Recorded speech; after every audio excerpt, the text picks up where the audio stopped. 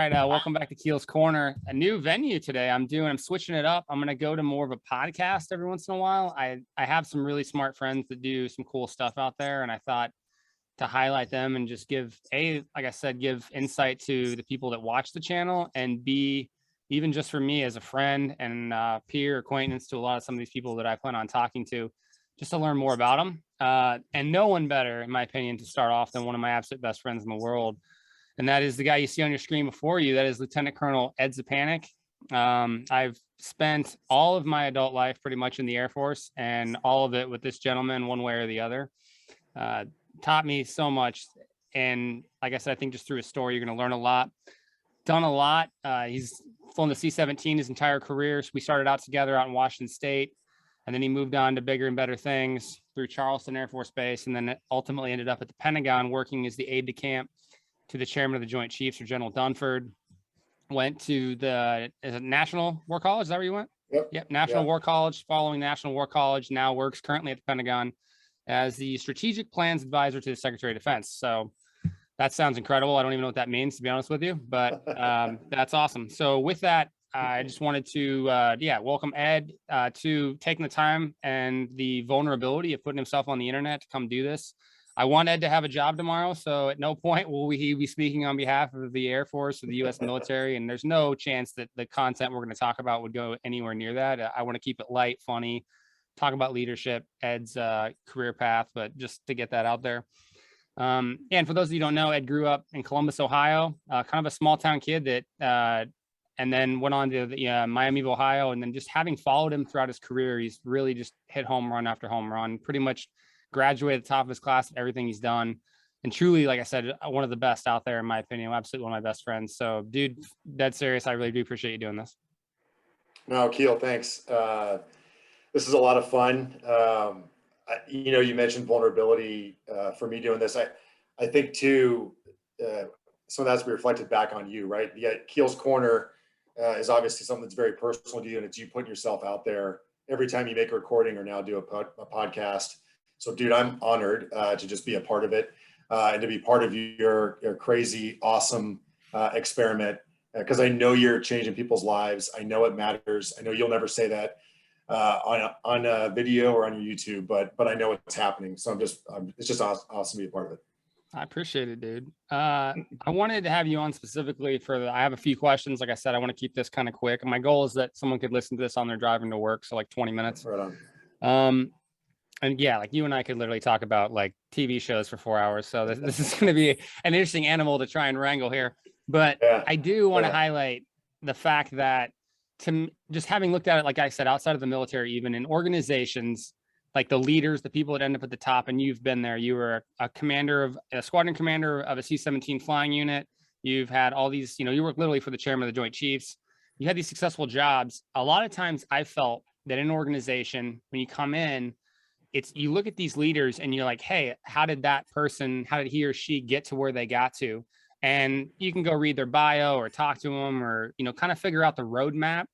And you have entirely done it differently than I've seen in my military career. There's usually kind of like gates that guys have met, and you've been able to kind of hurdle some, go around some. There are times where you had to touch point because there are kind of barriers to entry, I feel at times, things that you do have to kind of check. But if you could just talk, man, honestly, about like, if that was planned, organic, just kind of the way it worked out, you being you, and if like that construct of like looking above and going, how did they get there? Is that something that you like tell the younger guys below you, or is that something that you care about or would pass on? If that's a lot, but if you could unpack that. No, that's the important question. That's the right question to open up with. I think if someone's going to follow a roadmap to a certain rank or a certain position or a certain level in any organization, they probably have to have somebody that they're watching all on the way, or I'd say have somebody in their family that did it before them. And I think you and I see a lot of that, especially in the Air Force. There are a lot of second, third, even fourth generation military folks that were around who seem to have all this sort of innate carnal knowledge of the military and how to be successful and how to grow within it. You and I come from similar backgrounds in the sense that we didn't have that, right? We don't have anyone in our family that's ever sort of blazed these paths before. And so if you look at our records and you look at them sort of just on a single piece of paper, it'll look like we did a lot of the same things that our peers did. But I think that personally for me, and I don't want to speak too much for you, you asked if it was like deliberate or if it was organic. Definitely more the latter, definitely more organic. Sure. And I think that's seen as much in the failures that I've had along the way as the successes. I think when you're following a certain plan or roadmap, you're really afraid to stumble. And so you sort of check off these boxes along the way to make sure that you get to the end zone or the sort of the end state you want to be in. When you don't really know what you're doing, and you don't really have a plan, it has to become organic, right? It has to be you just sort of watching those around you, and that's peers like you and our good buddy Mike, all the way back in the Aide Squadron, and really good commanders that we got the experience to learn from. But no plan. And to ask it, so given that, I'm going to tend to be more the mentor that asks the individual what their goal is and what they want to do, and then works really hard with them to find out what are all the different ways that you can get there. It's there's an easy button to hit, and it's very myopic when someone walks into your office and says, I want to do what you do one day, to then just pull out your record, put it in front of them and say, well, then just do these things. And this is how you'll end up here. Right. And I like to play a little game where I name sort of all of my peers when I was in command. The point was to show that there are certain things that you have to do, but there are a lot of different flavors of those things. And nobody I was in command with had done the exact same thing. So I think it's really, and really I think to some extent, dude, you can't just be a gunslinger the whole time, right? Like there are times where you gotta like I said, there's barriers to entry. Like there's things that you gotta check. It's just I've always admired guys like yourself that have kind of been like, yeah, that's one way to do it. Because I have seen just personally sometimes where guys try and replicate themselves. They want to hire themselves. They want to look for the things that got them to where they are. And I think that's kind of just a recipe for a disaster, in my opinion. I agree. And I think that, and look, I can only speak fully intelligently about the military and about what that experience is like in the Air Force. But I think you and I have enough contextual understanding from all of the additional reading and listening that we do, that we know that that's true in almost any industry, right? The attempt to create the carbon copy of yourself is probably not the best way to build a bench or grow an organization. I also think it's really dangerous to compare yourself to somebody who's above you, or to do that for someone that's below you, because it also leads to folks comparing themselves to their peers. And I think that's a really, really, really poor way, honestly, to try to grow as a leader, is to worry about what anybody else is doing, right? And so I think the organic part of whatever modicum of success I've had is by living sort of a really basic mantra that every day I wake up and I challenge myself to work a little bit harder than I feel like, and to treat people a little bit better than maybe they deserve that day, and hope that they'll do the same back to me. And so that's now all internal, right? It's focused on just what can I do today? I'm not worried about the individual next to me and how they're performing and whether or not they're better or worse. And it seems to have worked to this point. That's what got you all those plaques that are sitting behind you. Most of those are my wife's. Right. That's not even his office. There's no chance that Ed's in his office. If you know Ed, he's at a Holiday Inn Express in the banquet room, and he found those all, I guarantee you. I went around and collected them off all the walls and put them in my hotel room. Exactly. They're baking trophies. That's why I was a minute late. Dude, I appreciate that. Switching gears a little bit, man, just kind of general questions. I kind of wanted them to do this repeatedly. I thought kind of having not like a survey, but kind of a few questions that are canned. Sure. They're kind of fun to kind of be able to play and see what other people's opinions are. Easy one in my opinion, but just interesting to me. And you can pick anybody. Like I say the questions in advance, it can be anyone, sports, parent, family. But like who, when you think of like the best leader you've had, who is it and why? Yeah, so I really wanted to get like esoteric or weird or creative with this one. And I went through sort of a range and a spectrum of really great leaders, that ones that you and I have shared, and then ones that I've had just on my own. And I kind of kept circling back to somebody you mentioned at the very beginning, and that was having the opportunity to stand next to somebody who achieved sort of the height of military professionalism. That's General Dunford, who was our chairman of the Joint Chiefs of Staff. He was a Marine general, retired just a few years ago. And as much as I'd like to say somebody else, or I'd like to give a different example than that, it's really hard when you have the opportunity to watch somebody of his caliber for 18 months do what it does to be successful in his job, and then also sort of take stock of what it must have taken for him to get to that point in the first place, right? And so, what was it about him that was special? This is the opportunity for me to get into a lot of trouble, but this is something that I think he would admit himself, right? We've had a So, lot of those opportunities. yeah, a lot of opportunities. So I think that he would admit that he didn't always know more than everybody else in every room that he went into, right? Like Sure. he didn't walk into every Possible. room. Yeah, it's impossible to, right? But I think you and I have experienced individuals at that level that actually believe they are the smartest and most informed person in every single room, right? So what I witnessed him do to compensate for that, or to at least allow for that, is he made sure that he was the most prepared person in every room. And Awesome. so when we sent him home with all of the work to do the night before, we knew all of that was getting done, and we knew that he was going to walk in as informed as he could possibly be for the conversation he had to have, regardless of what the level of that conversation was. So there are probably a lot of leaders that prepare. I don't know if there are a lot of leaders that prepare with the intensity and the diligence that he did, whether he was giving advice to the President of the United States or the Secretary of Defense, which is his right by law, that is his responsibility, or promoting an individual to gunnery sergeant in the Marine Corps. When you watch a man who's at the pinnacle of military leadership close his door for an hour before a promotion ceremony for someone that none of us know, right, and that we probably will never see again, and look through that, this is weird, you could actually look through the door the opposite way so we could see him, and that was how we better served him, which is terrible for him and great for us, and watch this man walk around the room and rehearse the speech he was going to give about a gunnery sergeant in the Marine Corps in the flag room of the Joint Staff as the chairman of the Joint Chiefs of Staff. It's incredibly humbling, and it makes you incredibly aspirational to have even a tenth of that kind of dedication and consideration for others. So that, for me, it's just impossible not to pick him. But of course, That's right, super interesting, there's a whole dude. spectrum. Yeah, just like you said, the ability to spend time on the obvious things he needs to deal with, which are like, like national security strategy, like Right. burning fires on a massive, strategic level.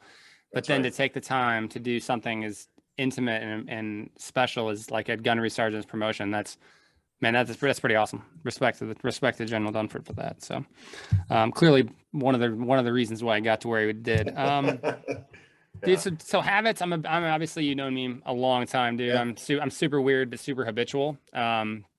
Are the things like, is there something specific like that you do? Do you journal? Do you write your goals down? Do you work out? Is there something you do on a daily Yeah. basis or monthly, weekly, annual basis that you think? Because again, man, you wouldn't be on here if you hadn't. I know you're going to be humble about it, but you've been blazing a trail. So is there something you've been doing that's kind of setting you apart from your peers, or has got you some level of success? Yeah, so this is like kind of the unsexy part of the conversation, right? Like this is the part where you talk about um, all the sort of the minutes and seconds and hours that nobody at work ever sees, right? They see you in the office or they see you in the squadron, um, right? For you, they see you in a variety of venues. They see you here, right here on camera, and they don't know about all the stuff that happened behind the scenes, and they assume that your life is kind of this just one like never-ending 24/7 hour sort of blazing party and brilliant idea session, right? And what I found is that maybe there are some people who are that way. And Keel, maybe you are going to be what I describe next. But there are these people who are sort of generationally talented and generational geniuses. And that is kind of how they live their lives, right? They just sort of wake up at a different time every day.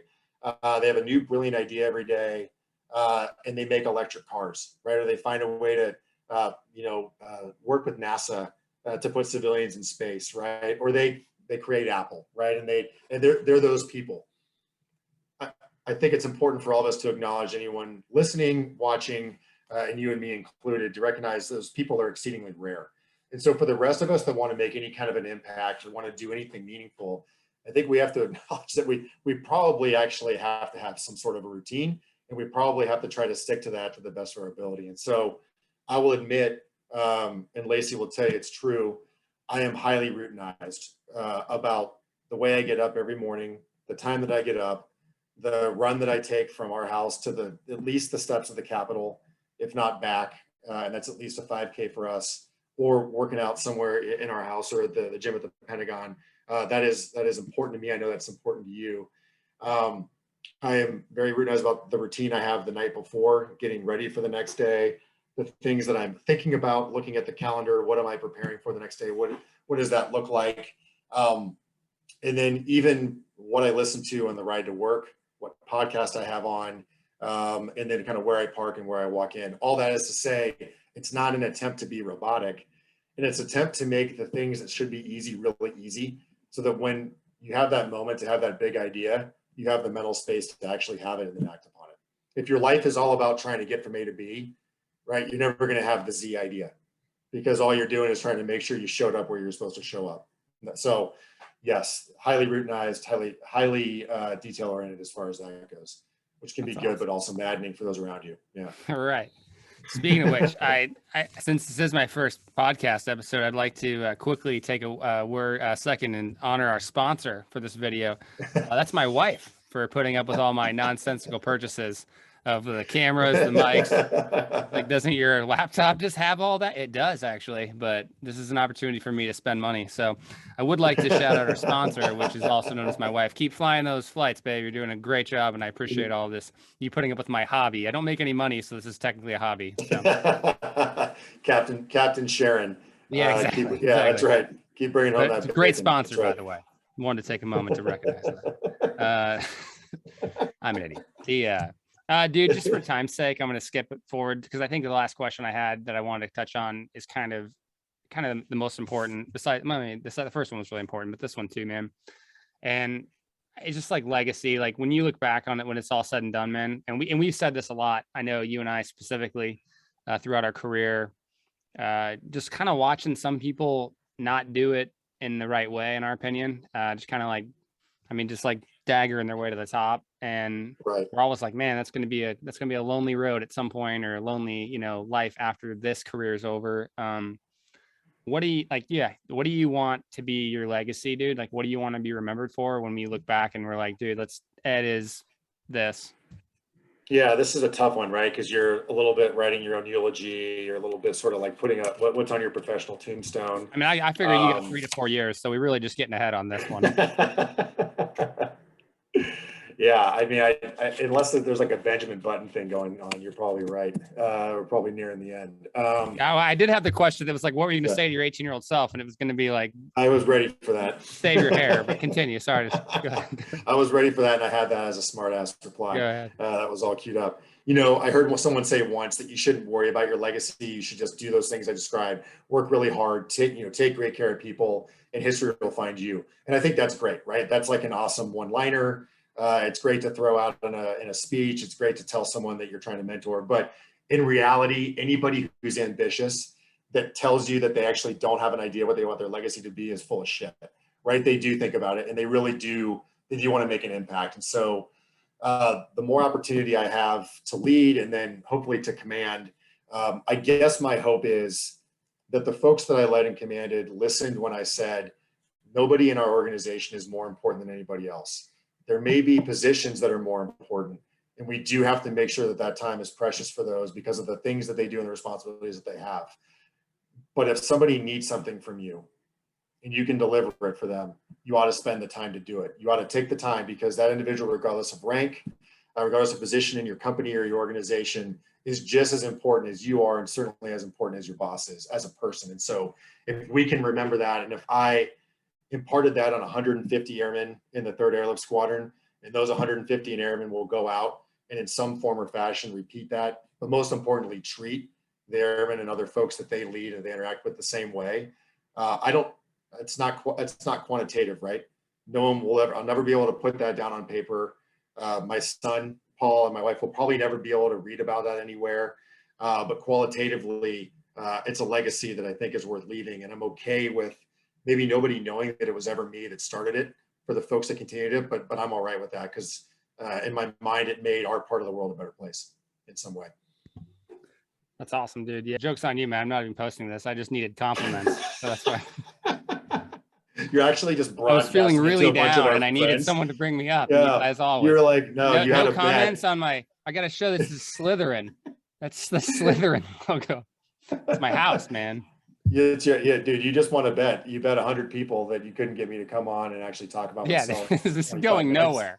It's going You did nowhere. it. You All right, did dude. it. So Yeah. wait, with that, I'm sure someone's already quit listening to us at this point. But yeah, like I said, the goal of this is to continue to put out content that matters.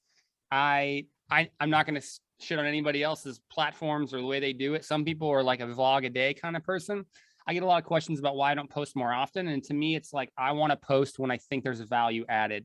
Like everything else, I'm going to do it my way. And I want to make stuff, but I want to make stuff people actually care about. And I feel, me personally, you just get tired of hearing at me if I post it every day. So I thought this podcast form's good. I'm going to try and maybe like a series of these. I got a whole list of people that are like killing it, like Ed, in their career fields.